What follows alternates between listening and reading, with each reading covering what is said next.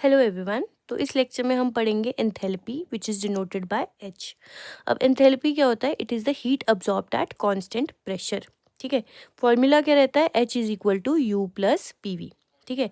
अब अगर मैंने change in enthalpy find out करना है दैट इज डेल्टा एच, तो मैं कैसे फाइंड आउट करूँगी?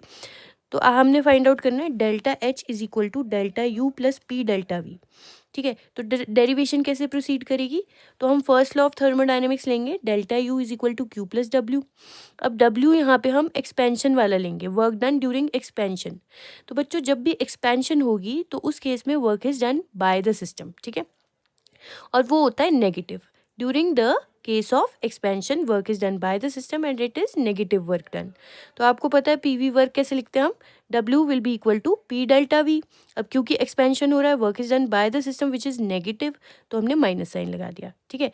अब क्या करेंगे? डब्ल्यू को रिप्लेस कर देंगे पी डेल्टा वी से, माइनस पी डेल्टा वी से। तो आपके पास डेल्टा क्यू बन जाएगा, डेल्टा यू बन जाएगा Q minus P delta we. Right.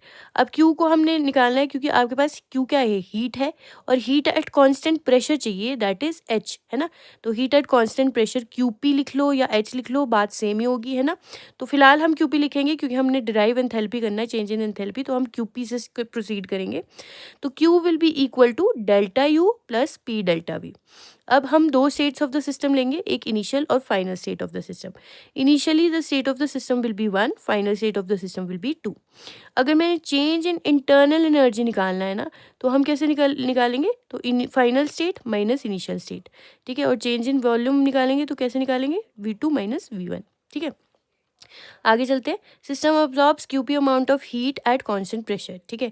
Internal energy and volume changes from U1 to U2 and V1 to V2 respectively. तो आपको पता है चेंज इन इंटरनल एनर्जी ऐसे लिखेंगे, चेंज इन वॉल्यूम ऐसे लिखेंगे।